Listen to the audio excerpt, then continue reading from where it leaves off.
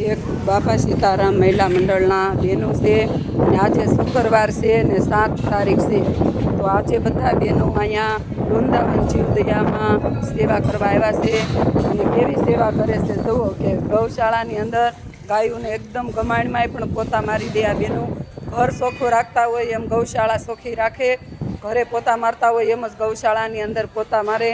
કેમ કે આપણે એમાં ગાય માતા પ્રસાદ લેતી હોય તો વાસી કોઈ પણ વાહિદાવાળું હોય કે પોદળાવાળું હોય ગોબરવાળું તો આમાં પણ આપણી માં જમી ન શકે, વાસ આવે. એના માટે આ બેનું પતરું લઈને જુઓ કેવી ખુશી અને પોતા મારી અને એકદમ ગૌશાળા ચોખ્ખી કરે. જો ઓલા બહેનોએ કેવી ચમકદાર ચોખ્ખી કરી. એવી જ ગૌશાળામાં આ બહેનોય પણ આવી. હા, તો એમાં પોદળા લેવા છે, ભરવા છે. તો આ બહેનો આવી સેવા કરે છે અને અહીંયા ઘણા ખરા મંડળો પણ દાન દેવા આવે છે. કોઈને કોઈ મૃત્યુ પામ્યું હોય તો એને દશા હોય, પાંઠોળ હોય, એની વાંહે જે કોઈને પુણ્યદાન કરવું હોય તો તમારી જાતે આ ગૌશાળાની અંદર આવી અને શાકભાજી અને એવું તમે કટિંગ કરીને ગાય માતાને પ્રસાદ રૂપે પ્રસાદ લેવડાવી શકો છો. તો જો અહીંયા પ્રસાદી પણ અહીંયા જ હોય, તમારે ખાલી એના નિમિત્તે રૂપિયા આપી દેવો તો અહીંયા શાકભાજીને એવું બધું લાવેલા જ હોય. તો તમને પણ આવો સેવાનો મોકો મળે. અને આ બહેનો તો અમારે એટલા ભાગશાળી છે બાપા સીતારામ મહિલા મંડળ કે રોજ આ બહેનોને સેવાનું જોજો. સેવા જ ગૌ માતા જેવી સેવા કોઈ મોટી સેવા નથી અને ગૌદાન જેવું મોટું કોઈ દાન નથી. તો આ બહેનોને તો પોતે 3 કલાકનો સમય કાઢીને રોજ આ બહેનો ગૌશાળાની અંદર ગાય માતાની સફાઈ કરવી ને એ બહુ અઘરી છે. દાન તો તમે દઈને રૂપિયા દઈને તો બધા વયા જાય, પણ આવો સમય અને આવું દાન કરવું ને આવી સેવા કરવી ને એ દુર્લભ છે. કેમ કે આ કેમથી આ બહેનોને પડ્યું દુખે છે, પગ દુખે, છતાં પણ એ કે હવે ગાયો માટે કે આપણે કાક કરીને જવું છે. આપણે એમ ભગવાને આપને આવો મનખ્યો આપ્યો છે, આવો માનવ દેહ આપ્યો છે, તો હાવ આમનામ તો આપણે વ્યૂ જ નથી જવું. આપણે કાંઈ કોકને આપણા આટું તો બધા કરે છે, પોતપોતાનું બધા કરે, પણ કોઈ બીજા માટે કરી જવું, કોઈ બીજાને ઉપયોગી થવું એ આપણો ધર્મ છે ને એ જ આપણી સાચી સેવા છે અને એ જ આપણો સાચો લક્ષ્ય છે. તો આ બધા બહેનોને ઘરે નકર બપોર વસાળે ગમે ત્યારે ચોમાસું હોય, ભર વરસાદ હોય, 42 ડિગ્રી તાપમાન હોય કે ઠંડી હોય, પણ આ બહેનોનો એક કોઈ દિવસ એવું નથી કે ગૌશાળાની અંદર ખાડો પડ્યો એમ.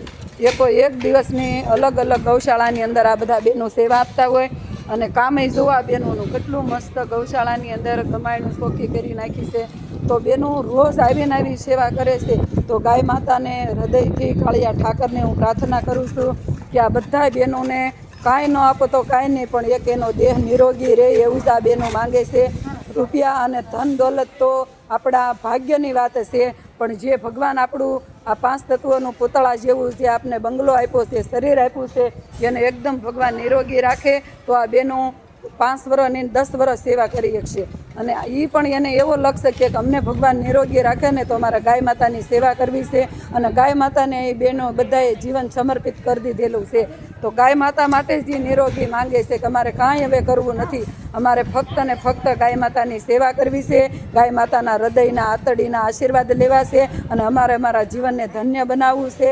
અને અમારી 7 પેઢી જો સુખ શાંતિથી રહે અને એ પણ નિરોગી રહે ને એવા અમારે ગાય માતા પાસે આશીર્વાદ લેવા છે. બાકી આ બહેનોને કોઈ રૂપિયાનો સ્વાર્થ નથી, હાવ નિસ્વાર્થ ભાવે સેવા કરે છે. અને આવી સેવાનો તમે પણ આમાંથી કાંઈક શીખજો અને તમે પણ આમાંથી કાંઈક આવી સેવા કરવાનો તમને પણ મોકો મળે. તો અહીંયા વૃંદાવન જીવદયા ગોપાલભાઈની ગૌશાળા છે અને અહીંયા ઘણા લોકો દાન દેવા આવે છે અને તમારી જાતે તમે ખવડાવી શકો છો.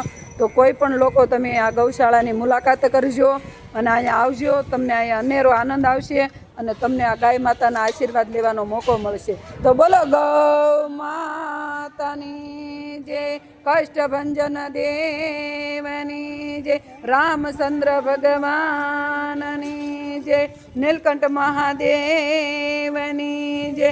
હરિ ઓમ નમઃ પાર્વતી વતી હર હર મહાદેવ.